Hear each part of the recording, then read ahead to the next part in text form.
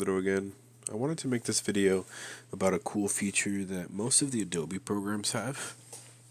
Um, so when you open up an Adobe program, in this case I'm going to open up Illustrator.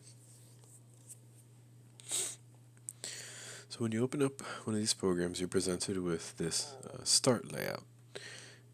If you were to click up here at the upper right hand corner and look at the drop down, you'll see there's a whole bunch of other options, and these are what are called workspaces. So right now I have a workspace that I created, and the workspace is the layout that you're presented with when you open a new document in the program that you're using. So say I were to open a new document. This is the layout that I'm presented with, as workspace.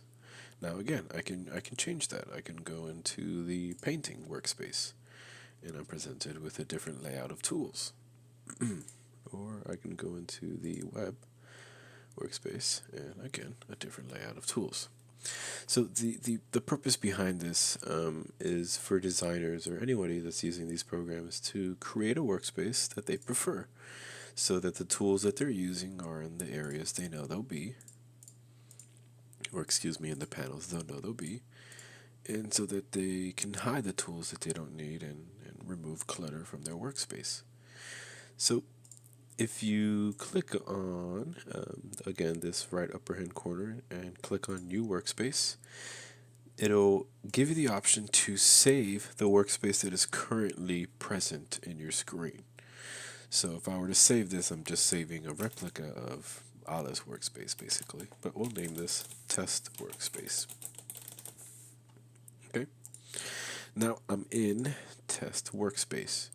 I can manipulate these panels by clicking on the toolbars and dragging them out. And let's close this document real quick. Go back to our Test Workspace. Okay, and dragging out the panels, even the individual panels, okay, to basically manipulate this layout to be how I want it to be. So what you can or can't do. There's not a whole lot that you can't do, but in terms of what you can do, you can drag out a bundle of panels, right? This is what's known as a group of panels. Or you can drag out an individual panel. This is an individual panel, right? Like this. And you can drag out these panels and make it look like however you want.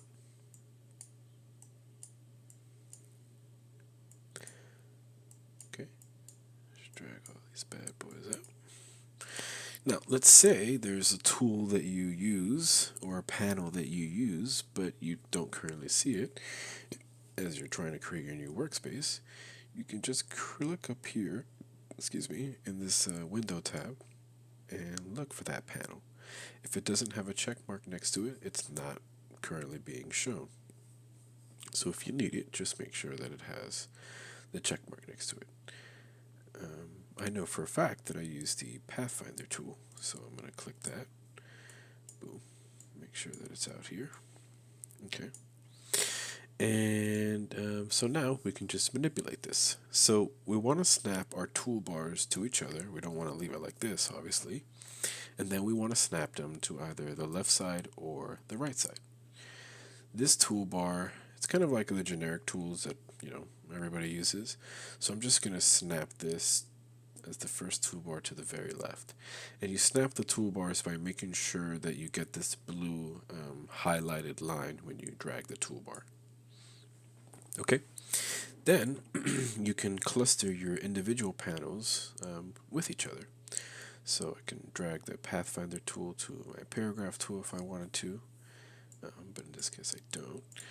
I want to keep like tools with each other, so I'm going to drag the Open Type tool to my paragraph tool, and I'm going to drag the Character tool to my paragraph tool. So these are really all the font tools. And again, within the panels, you can manipulate what order they're in.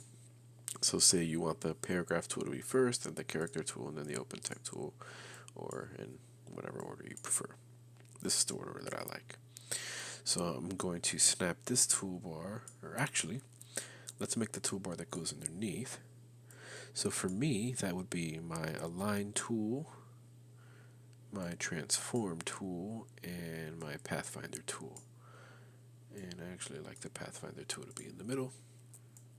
And then I'll snap this to this toolbar, again making sure or looking for that blue little highlighted line. And then we'll drag this whole toolbar to this side, looking for the blue line. Okay, and then for the purpose of this tutorial, I'm going to move the Actions toolbar to here, just to make it look different than what my workspace looks like, where I keep the Actions toolbar normally here. Okay, so let's do the colors now, which I usually put at the right hand corner. We'll do color, color guide, our swatches panel. Oops. There you go. Swatches panel, and the stroke panel. Or excuse me, actually stroke I'm going to leave. It's the gradient panel that I want to put. And I'm going to put that in between color and color guide. Okay. Then underneath that, I'm going to put the stroke panel with the brushes and image trace, as well as transparency. And then I'm going to snap this to underneath this toolbar. And underneath that, and again, you can make this longer, shorter, however you want. I like my layers panel to be bigger, so I'm going to leave this as small as I can. Put my layers panel, then my artboards, then the links, and then appearance panel. Appearance should actually be up here with them. Transparency should be, this image trace, it should be down here. There we go. Snap that to that. Okay, and then here I have the Creative Cloud library. Okay, and I'm just going to snap this to this guy right there, and I'm going to snap this whole thing to there, and boom, there you have a customized layout. Once you're done with the layout and you have it the way that you want it, you're going to want to go to, again, to this upper right hand corner, look for your workspaces, and click New Workspace, and just retype in the name that we did, or in this case, name it something else. So Final Workspace, since we're done with it. Okay, so now we have our the workspace that we used to make it, the final workspace, which is the exact same, and then the one that my workspace, which looks similar to those as well. If you go to Manage Workspaces, you can obviously delete the ones that you don't need.